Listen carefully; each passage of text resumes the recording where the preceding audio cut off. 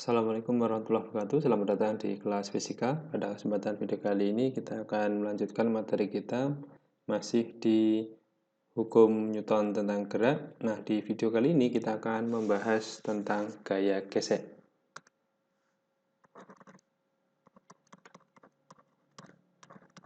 Nah, gaya gesek ini adalah gaya yang muncul karena adanya sentuhan atau gesekan antara permukaan yang memiliki tingkat kekasaran. Jadi nanti ada permukaan yang kasar, maka akan muncul gaya gesek. Sedangkan ketika pembahasan tentang soal atau tentang kasus yang licin, maka gaya gesek ini tidak muncul.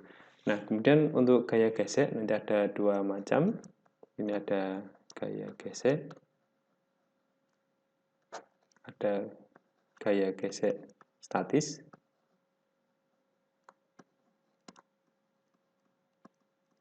Kemudian ada yang kedua adalah gaya gesek kinetis. Statis ini ketika diam, maksudnya posisi titiknya yang bersentuhan itu terhadap satu acuan dia tetap diam. Kemudian ini untuk kinetis, untuk yang ketika bergerak. Nah, kemudian keadaan benda ketika mengalami gaya gesek dan diberikan gaya-gaya yang lainnya, nanti ada 3 macam keadaan. Jadi keadaan benda,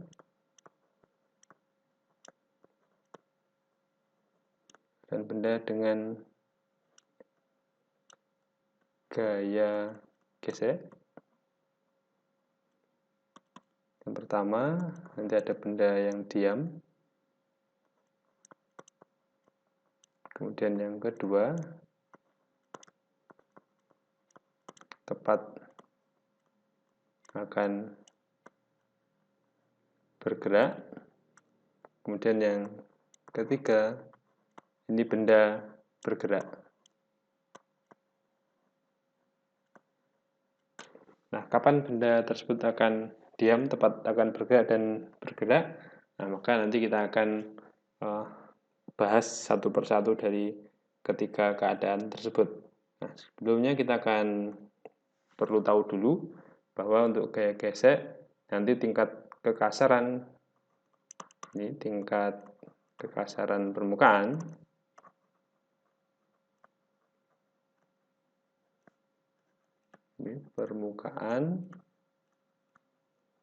dinyatakan dengan koefisien gesek.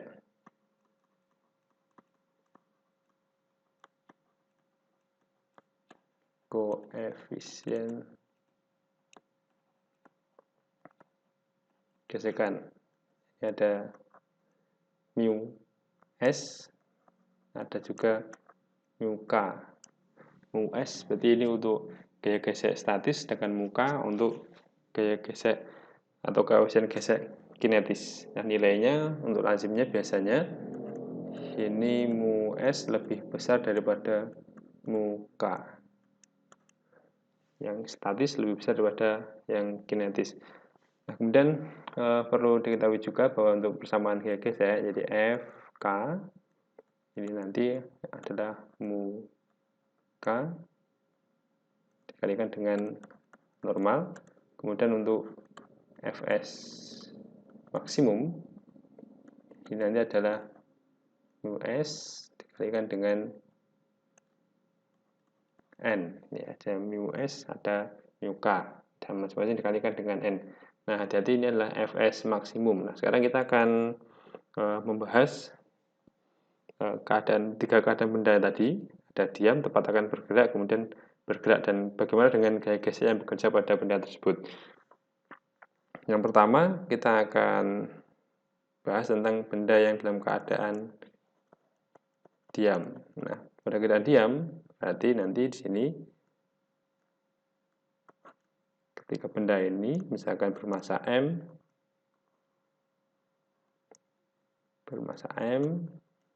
kemudian didorong oleh gaya F,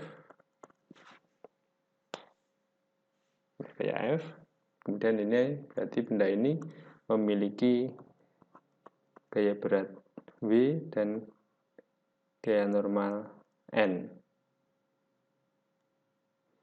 Nah, berat W dan gaya normal N, kemudian karena lantainya kasar atau permukaan lantai dan balok ini kasar, berarti ini ada gaya gesek. Nah, tinggal gaya geseknya nanti jenisnya apa. Nah, kemudian karena kondisinya diam, berarti ini gaya geseknya mesti gaya gesek statis, gitu ya. Nah, benda akan dalam keadaan diam, itu jika, ya syaratnya, jika F ini kurang dari Fs maksimum. Ya, berarti gaya dorong yang diberikan kepada benda itu lebih kecil daripada hasil kali μs kalikan dengan N. Nah, kalau benda dalam keadaan seperti ini, maka bendanya akan dalam keadaan diam. Nah, untuk dalam keadaan diam, maka nanti gaya gesek yang bekerja tidak sama dengan μs kalikan N, tetapi gaya gesek yang bekerja itu nanti sama dengan gaya dorong itu, karena harus seimbang sesuai dengan hukum Newton kemarin. Benda akan diam ketika benda yang diam, maka sigma F-nya harus sama dengan 0, gitu ya. Maka ini gaya gesek yang bekerja.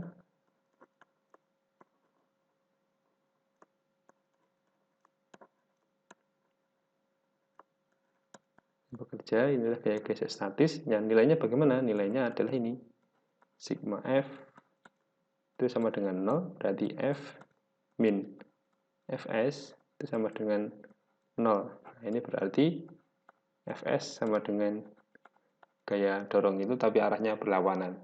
Nah, ini adalah benda ketika dalam keadaan diam. Kemudian yang kedua, benda dalam keadaan tepat akan bergerak.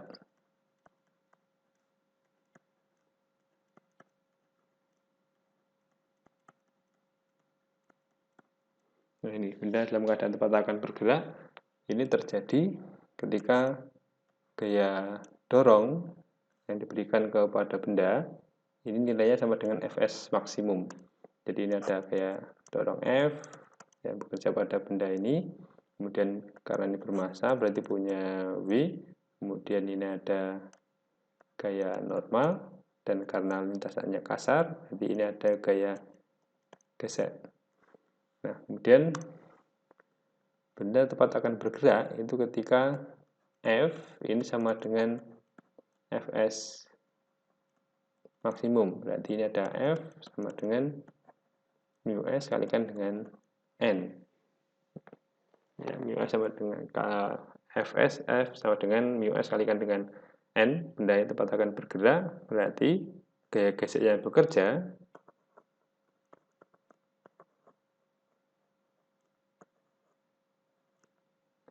bekerja pada benda yang tepat akan bergeraknya, maka ini adalah sigma F ini masih sama dengan 0, berarti ada F min Fs sama dengan 0, berarti F sama dengan Fs. Nah, di mana F tadi adalah sama dengan Fs maksimum. Jadi gaya gesek yang bekerja nanti adalah Fs ya sama dengan Fs maksimum itu, yaitu μs kalikan dengan N. Jadi gaya gesek statis maksimum bekerja ketika benda tepat akan bergerak. Kemudian yang ketiga, benda dalam keadaan bergerak.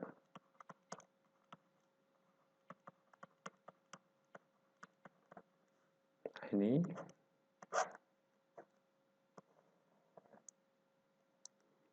benda dalam keadaan bergerak ini didorong oleh F, punya gaya berat W, kemudian ada gaya normal N. Nah, ini karena bergerak berarti ada Fk, gaya gesek kinetis. Nah, kapan benda itu akan bergerak? Yaitu ketika F itu lebih besar daripada Fs maksimum. Jadi ini nanti ada F lebih besar dari mu S kalikan N. Nah, gaya gesek yang bekerja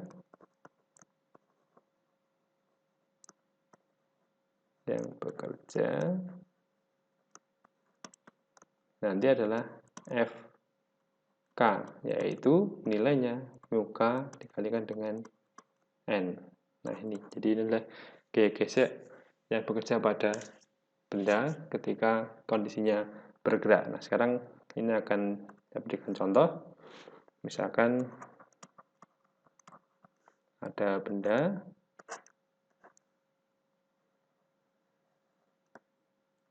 ini masanya 10 kg, kemudian lantainya kasar, mu S adalah 0,5, kemudian mu K ini 0,4. Nah, pertanyaannya adalah tentukan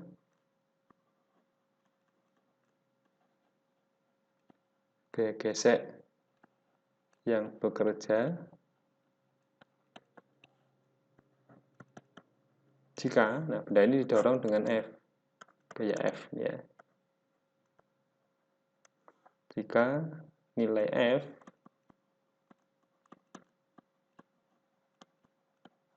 adalah yang pertama 30 Newton, kemudian yang kedua 50 Newton, kemudian yang ketiga 80 Newton. Nah, maka nanti kita harus menguji satu persatu. Jadi ini kita gambarkan dulu, ada W, ini adalah mg, berarti 10 kali 10 ini adalah 100 Newton. Kemudian untuk gaya normalnya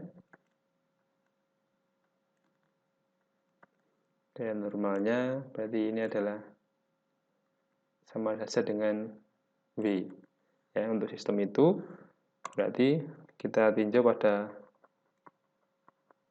sumbu Y, benda dalam keadaan diam pada arah sumbu Y, berarti ada sigma Fy sama dengan 0, berarti disitu ada N min W sama dengan 0, sehingga N sama dengan W sama dengan 100 Newton. Nah, kemudian kita akan menguji ketika gaya dorong F itu 30 Newton.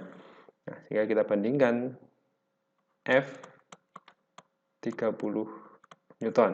Kemudian untuk Fs maksimum ini adalah mu S dikalikan dengan N. Mu S-nya adalah 0,5, N-nya tadi adalah 100, maka ini adalah 50 Newton. Nah, dalam keadaan ini F ini lebih kecil daripada Fs maksimum. Nah, berarti benda dalam keadaan diam. Jika benda dalam keadaan diam, maka gaya gesek yang bekerja ini sama dengan gaya gesek statis yang nilainya adalah sama dengan F, yaitu sebesar 30 Newton. Ini gaya gesek statis yang bekerja pada benda tersebut. Nah, kemudian yang kedua, atau yang B, F sama dengan 50 Newton. Nah, F sama dengan 50 Newton ini berarti bahwa F sama dengan Fs maksimum, sama-sama 50 Newton, yang berarti benda dalam keadaan tepat akan bergerak ya. Jadi ini benda dalam keadaan tepat akan bergerak.